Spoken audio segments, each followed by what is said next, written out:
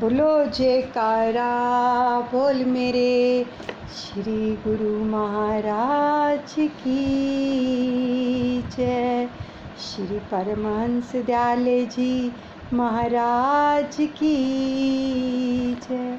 सर्वप्रथम हम अपने दादा गुरुदेव जी के श्री चरण कमलों में लाखों करोड़ों बार दंडवत प्रणाम करते हैं और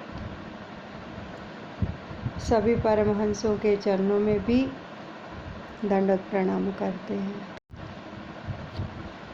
अपने इष्ट देव के श्री चरण कमलों का आश्रय लेकर उनसे आशीष लेते हैं और प्रार्थना करते हैं अनुचित क्षमा करें और सभी प्रणाम करें, अपनी हाजिरी सभी लगाएं। मेरे दादा गुरु महाराज तुमको लाखों प्रणाम, कोटि कोटि प्रणाम। मेरी बिगड़ी बनाने वाले तुमको लाखों प्रणाम, कोटि कोटि प्रणाम, कोटि कोटि प्रणाम। अद्वैत का पाठ पढ़ाने वाले तुमको लाखों प्रणाम, कोटि कोटि प्रणाम। मेरे हापू बाबा जी तुमको लाखों प्रणाम, कोटि कोटि प्रणाम। सहित देही उड़ जाने वाले तुमको लाखों प्रणाम, कोटि कोटि प्रणाम। मेरे दादा गुरुदेव प्यारे तुमको लाखों प्रणाम, तुमको लाखों प्रणाम, कोटि कोटि प्रणाम। बड़े ही प्रेम से पंचम पातशाह सतगुरुदेव भगवान जी के इन नैनों से सुंदर दर्शनों का दीदार का रस पान कीजिए, पीजिए दर्शनों को। आँखों से कानों से उनके प्यारे वचनों का रस पान कीजिए और श्वासों के साथ शब्द का जाप चलता रहे। तो आगे की जीवनी श्रवण कर रहे हैं। दिव्य अमृत महोत्सव। हृदय सम्राट महाराजाधिराज श्री सतगुरु दाता दयाल जी श्री अनंतपुर में कृपा फरमाते हैं। हर पर्व पर प्रेमी गुरुमुखों को सरसाते पावन प्रवचनामृत फरमाकर मानुष जन्म का उद्देश्य सुझाते। आपका शुभ अवतरण दिवस दिनांक 20 सितंबर हर्षोल्लास के साथ पर्व की तरह ही मनाया जाता था और 10 वर्ष तक महाप्रभु जी ने श्री प्रयागधाम को ही सौभाग्यवान बनाया कि श्री अनंतपुर के गुरुमुख प्रेमियों के हृदय में इस स्वर्णिम अवसर को पाने की तीव्र लालसा थी कि 20 सितंबर का जो पर्व है वो श्री अनंतपुर में मनाया जाए। उनके हृदय में भी एक तीव्र लालसा से सभी प्रेमियों के हृदय के अंदर ये लालसा थी। तो यहाँ के प्रबंधकों द्वारा श्री चरणों में विहल जो थी पुकार की विनय को पहुँचाया गया। तो उस समय आपने फरमाया कि पहले तो इस और ध्यान ही नहीं दिया था, अब 1 वर्ष श्री अनंतपुर को कृतार्थ किया जाएगा और 1 वर्ष श्री प्रयागधाम का, अन्य जहाँ भी समय मिलेगा वहीं का सुअवसर दिया जाएगा। तो श्री अनंतपुर में गुरुमुख प्रेमियों ने विनय के स्वीकार होने पर अंतर मन में अनुपम असीमित दिव्य आनंद को अनुभव किया। तो प्राणधन करुणायन महाप्रभु जी के मनोहर श्री दर्शन पाकर श्री अनंतपुर की धरती का कन कन खुशियों के तराने सुनाने लगा। उद्यानों में मयूरों का नृत्य एवं मधुर आवाज़ स्वयं में भी आकर्षित कर लुभाने लगा। दसों दिशाओं में बेरी मृदंग का सुरताल गुंजाने लगा। गुरुमुख प्रेमियों के उल्लासपूर्ण अंतर हृदय के वाद्य ने सुर में सुर मिलाकर अपनी भावनाओं को समर्पित किया। इस शुभ वेला में श्री दर्शन खुले और आपने आई हुई समस्त संगत को मानुष जन्म की विशेषता का बोध कराते हुए श्री वचन फरमाए। बड़े ही प्रेम से श्रवण कीजिए। यह जीव इस संसार में आया है, इसको मानुष देही मिली है। यह अपने मालिक से वादा करके आया था, किस मकसद के लिए आया था, इसको महापुरुष समझाते हैं।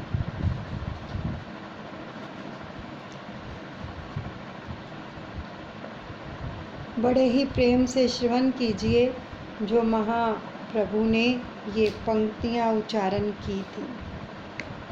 कौन तलब थी लेकर आया, कौन सी ख्वाहिश मन में, किस कारण तू जग में आया, क्या लगन लगी थी मन में। एक ही ख्वाहिश एक ही तलब जो लाई थी जग में, करूँगा भजन निरंतर तेरा, यही उमंग थी मन में। आकर माया के धोखे में भूल गया सब वायदे, भक्ति भजन को छोड़कर फंस गया विषयों के फंदे। अजहूँ समझ जा संत चिताते, छोड़ अपनी नादानी, भजन प्रभु का कर ले बंदे, सफल बना जिंदगानी। जीवात्मा जब इस लोक में आई तो इसे मानुष्य जन्म मिला, जो इसकी कितने जन्मों से याचना थी। दीर्घ काल से जीव की यही मांग थी कि मुझे मानुष्य जन्म मिले तो मैं प्रभु का भजन करूँगा, भक्ति करूँगा। इस मांग के अतिरिक्त इसके दिल में और कोई ख्याल नहीं था, लेकिन माया का इस पर ऐसा प्रभाव पड़ा कि यह अपने सारे वायदे भूल गया, अपने कल्याण का मार्ग भी भूल गया। दुखी से सुखी होने का जो सुअवसर मिला था, माया के बुलावे में आकर उसे भुला बैठा। महापुरुष जीव को सुजाग करते हैं कि तू इस समय में ही अपनी रूह को मुक्त रूप कर बंधनों से आज़ाद हो सकता है, सच्चे सुख और सच्चे आनंद को प्राप्त कर सकता है। यदि यह अवसर हाथ से निकल गया तो दोबारा हाथ में नहीं आएगा, तो इंसान को बार बार पछताना पड़ेगा। सत्संग और संत सत्पुरुषों की इंसान को क्यों आवश्यकता होती है? क्योंकि वे इसको सही मार्ग दिखलाते हैं, इसे नुकसान से बचाते हैं।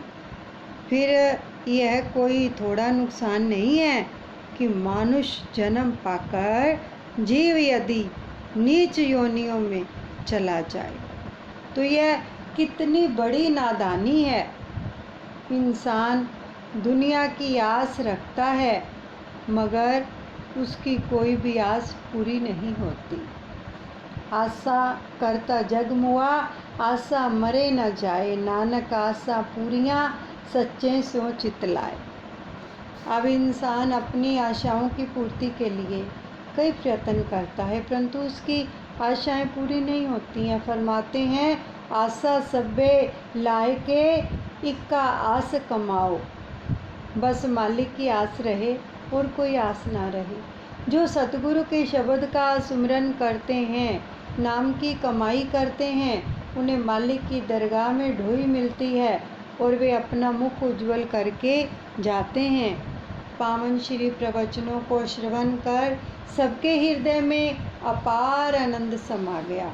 सब ढोल नगारे बजाकर शुभ अवतरण दिवस के उपलक्ष्य में भजन बोलते हुए नृत्य करने लगे। ऐसा लग रहा था कि आज सारी सृष्टि ही आनंद में झूम रही है और अपने महाप्रभु जी पर बलिहार जाती हुई उन्हें कोटि बधाइयाँ अर्पित कर मंगल गीत गाते हुए शुभ सगन मनाते हुए आनंद मगन हो रही है। इस शुभ अवसर पर हजारों की संख्या में संगतें श्री दर्शन से कृतार्थ हुई। विदेशों से भी प्रेमी जनों ने आकर श्री दर्शनों का लाभ प्राप्त किया। जो भी एक बार आपके देदीप्यमान मनोहर मुखमंडल की एक झलक पा लेता, वह अपनी सब सुध बुध भुलाकर श्री चरणों का भंवरा प्रेमी बन जाता। आपके श्री दर्शनों में कोई ऐसी तीव्र विलक्षण चुंबकीय आकर्षण था, कितना तेज था। पंचम पातशाह सतगुरुदेव भगवान जी के स्वरूप के अंदर की हर कोई मोहित हो जाता था, प्रेम मगन हो जाता था। लोग दीवाने हो जाते थे दर्शन करके। तो उस समय दुबई के एक अनन्य भगत थारी जी के साथ उनके एक अरेबियन मित्र दुबई से श्री अनंतपुर में श्री दर्शनों के लिए आए हुए थे।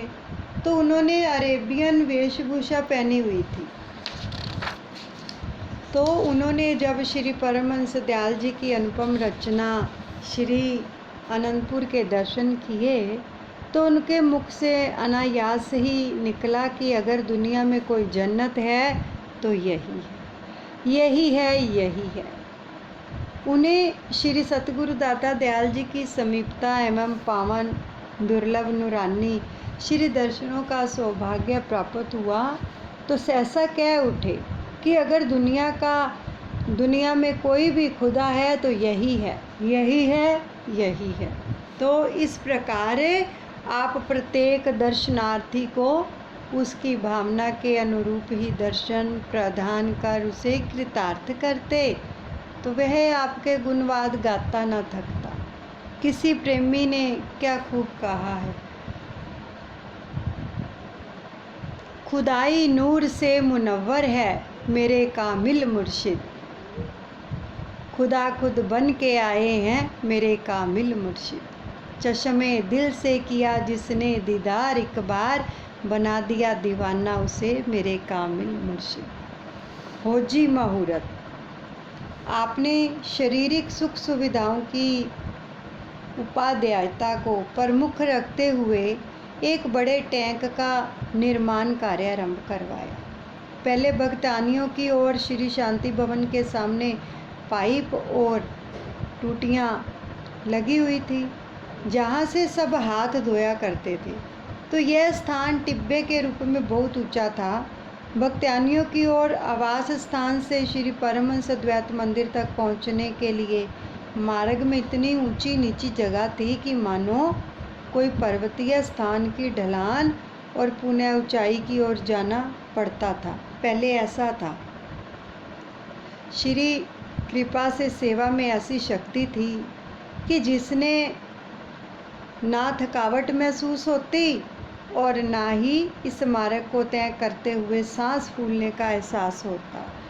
तो आपने प्रथम इस सड़क को जितना समतल हो सकता था उतना ऊंचे नीचे टिब्बों को हटाकर समतल करवाया। तो सभी यह देखकर आश्चर्यचकित होते कि इस सड़क पर जहाँ हाथ धोया करते थे वह स्थान धरती से 20 फुट की ऊंचाई पर था। 20 फुट ऊंचा, देखो कितना ऊंचा होता है 20 फुट। तो इस स्थान को उपयुक्त जानकर यहाँ पर पानी में बड़े टैंक का निर्माण करने की श्री आज्ञा फरमाई। गुरुमुख सेवा के सौभाग्य को पाकर अत्यंत हर्षित हुए, क्योंकि स्वयं महाप्रभु जी इस स्थान पर दिन रात 2-3 बार आकर श्री दर्शन देकर कृतार्थ करते, भोग प्रसाद खिलाते तथा श्री प्रवचनों से सरसाते। अब यहाँ पर बड़े बड़े पत्थर गुरुमुख जन ही चढ़ाया करते थे। तो एक बार उन्होंने एक भारी भरकम पत्थर को वहीं पर छोड़ दिया।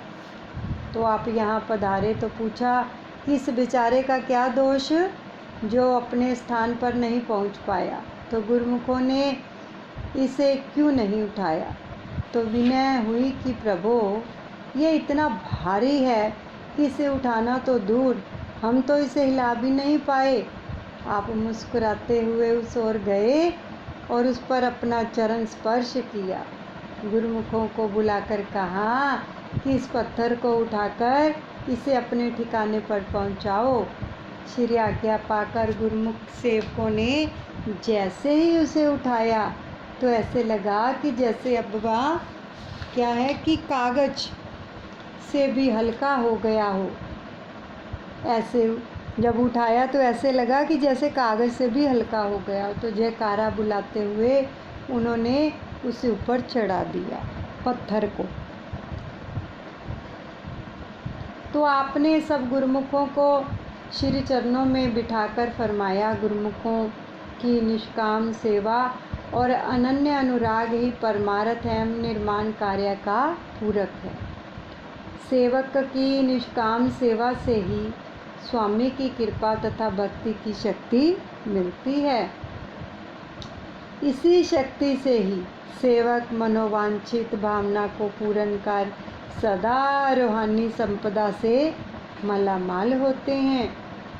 पास में खड़े हुए महात्मा योग सत्यानंद जी ने विनय की कि बनाया जा रहा था कि प्रभु आज तो त्रेता का वह दृश्य सम्मुख प्रदर्शित हुआ कि जब समुंदर पर पुल बनाया जा रहा था और पत्थर लुढ़क लुढ़क कर पुल में लगने के लिए पहुंच रहे थे। अब उन पत्थरों की भी यही अभिलाषा थी कि कहीं हम एक और रहकर श्री राम भगवान के स्पर्श से वंचित न रह जाएं। समुद्र की कुछ दूरी पर एक शिला को अपने कर कमल लगाते हुए उन्होंने हनुमान जी से कहा कि पहले इस पर राम नाम अंकित करो। सचमुच ही उस भारी भरकम शिला को वानरों ने जैसे ही धकेला, शीघ्र ही नल नील ने उसे पुल पर जोड़ दिया। प्रभु के नाम में इतनी शक्ति है। और चर अपनी मूक भाषा में विनय सुनाते हुए और सर्व अंतर्यामी प्रभु का सानिध्य पाते हैं। आज भी हमने वही नज़ारा अपने सम्मुख एक और खड़े हुए पत्थर को श्री चरणों का स्पर्श पाकर ठिकाने पर पहुंचाने का देखा।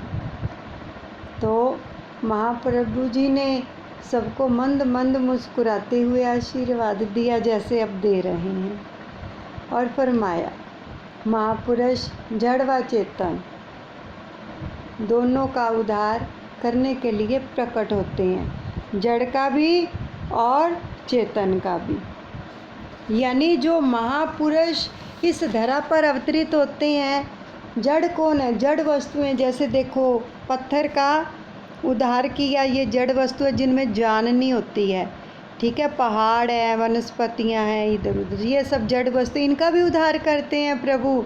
ये भी योनियां हैं, पहाड़ों की योनि होती है, वृक्षों की योनि होती है, फिर भी उनका उद्धार करते हैं। और चेतन जिनमें चेतना होती है, जान होती है, उनका भी उद्धार करते हैं, जैसे हम जीव जंतु इन सब का। तो शीघ्र ही नल नील ने उसे पुल पर जोड़ दिया था। तो चर अपनी मूक भाषा में विनय सुनाते हैं और सर्वव्यापी अंतर्यामी प्रभु का सानिध्य पाते हैं। तो सबको आशीर्वाद दिया महाप्रभु ने। और फिर इसी प्रकार निर्माण कार्य के बृहत भंडार में इस बड़े टैंक ने भी अपना स्थान बनाया। इसका मुहूर्तकार श्री वचन फरमाए। तो सभी प्रेमी श्री वचनों को हृदय में धारण करें कि क्या वचन फरमाए कि गुरुमुखों विचार करो और गौर से देखो कि संसारी मनुष्य हर समय इंद्रियों के सुख भोगों को पाने के लिए प्रयत्न कर रहा है और चाहता है कि उसे मानसिक शांति मिले। रूहानी सुख कहाँ मिल सकता है?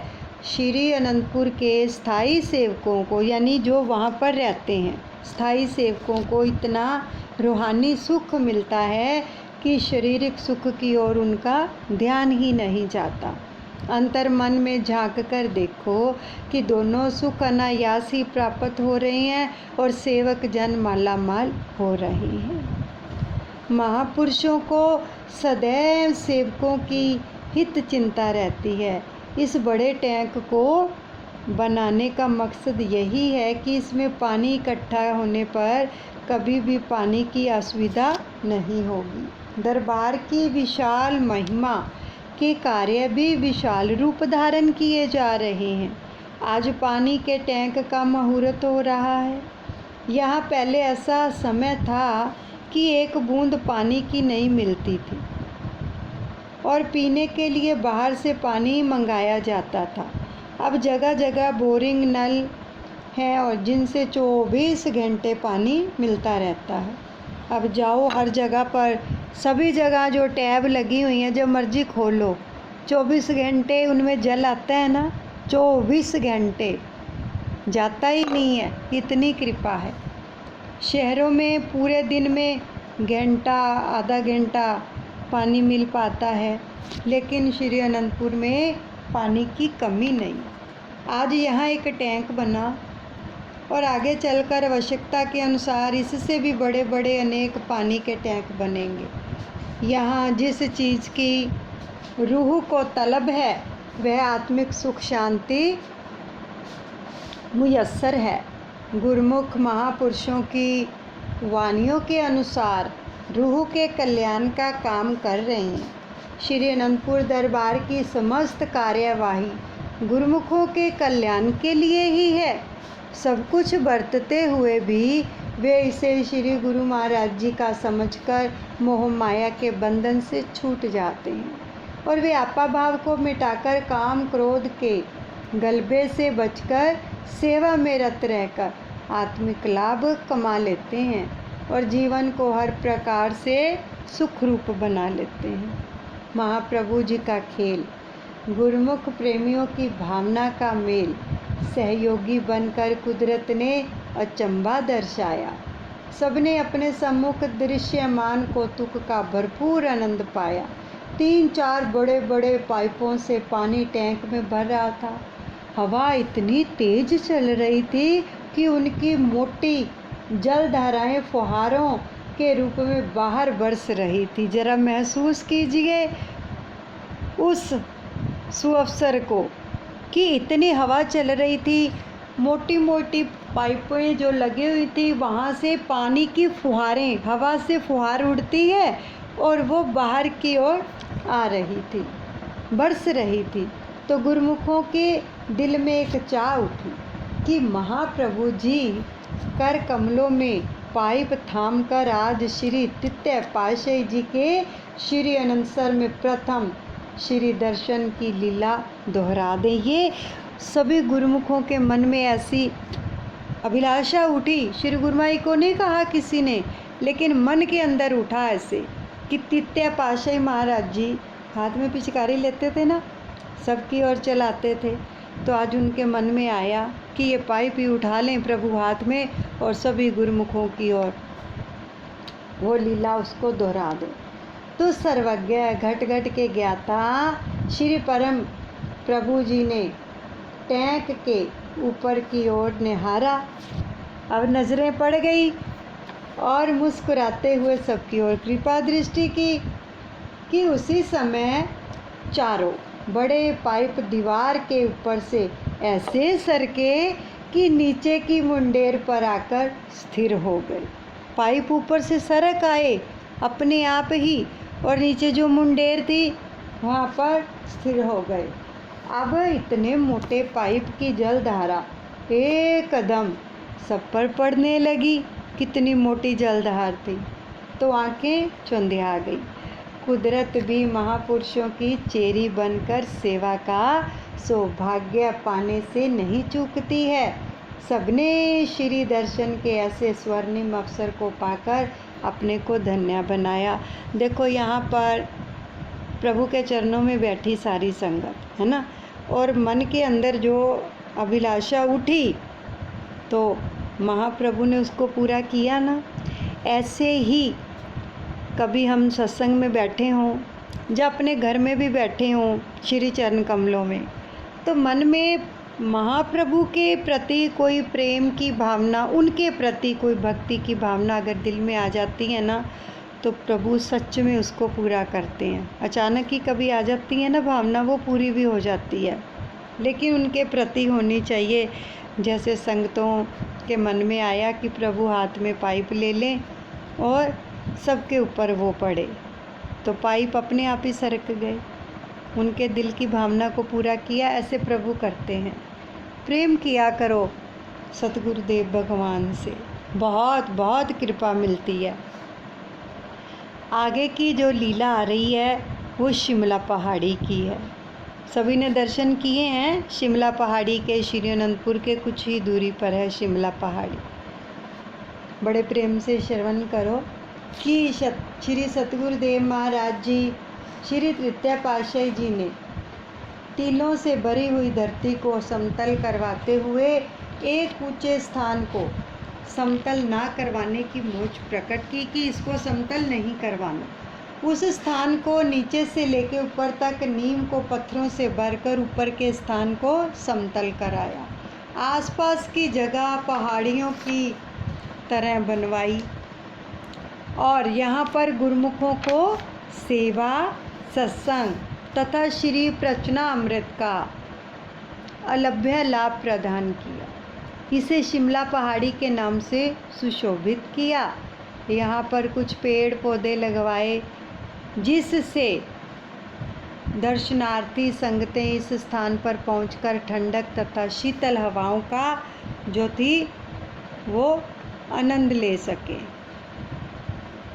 तो आपने श्री पंचम पातशाह महाराज प्रत्येक उन स्थानों का नवीनीकरण किया जो पहले महापुरुषों की स्मृतियों को संजोए हुए था। आपने जो था ढलान नुमा सड़क को पक्का करवाया और दोनों ओर सुंदर जंगलों को लगवाया ताकि कोई भी साइड से चलता हुआ असावधान होकर नीचे न गिरने पाए। जंगले लगवा दिए साइडों पर।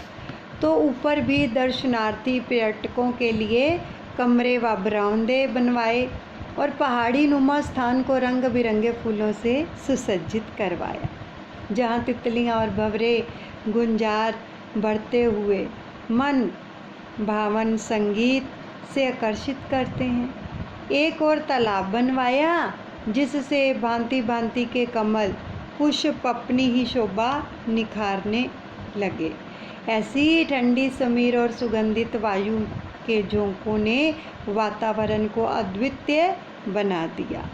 आप श्री अनंतपुर के स्थायी निवासियों को साथ लेकर, जो वहाँ पर रहते थे ना श्री अनंतपुर में, उन सभी स्थायी निवासियों को साथ लेकर वहाँ उन मुक्त वायुमंडल में सैर करने का आदेश देते कि आप स्वयं मंद मंद मुस्कुराते हुए सबको आशीर्वाद देते, पास बुलाकर प्रसाद खिलाते, प्रवचनामृत फरमाते।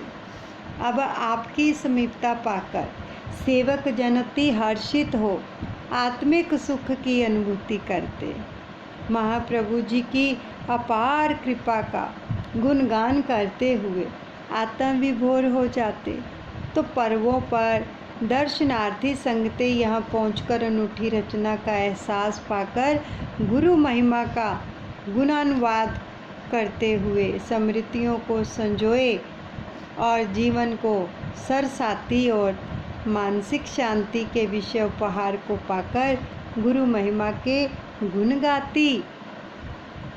अब जब भी जाओ श्री अनंतपुर तो शिमला पहाड़ी के दर्शन जरूर करके आया करो। बहुत ही सुंदर है नज़ारा वहाँ का। सतगुरु की याद आती है कि किस प्रकार से उन्होंने अपने भक्तों के लिए कितना कुछ बना दिया। कहीं भी जाने की ज़रूरत नहीं पड़ती है, सब कुछ वहीं पर नज़ारे हैं। जब भी जाओ तो दर्शन करके आया करो। तो यहीं पर हम सत्संग को विश्राम देते हैं। दादा गुरु महाराज जी के चरणों में सब अर्पण करते हैं। अनुचित क्षमा करें। बोलो जयकारा, बोल मेरे श्री गुरु महाराज की जय। श्री परमहंस दयाल जी महाराज की जय। आगे का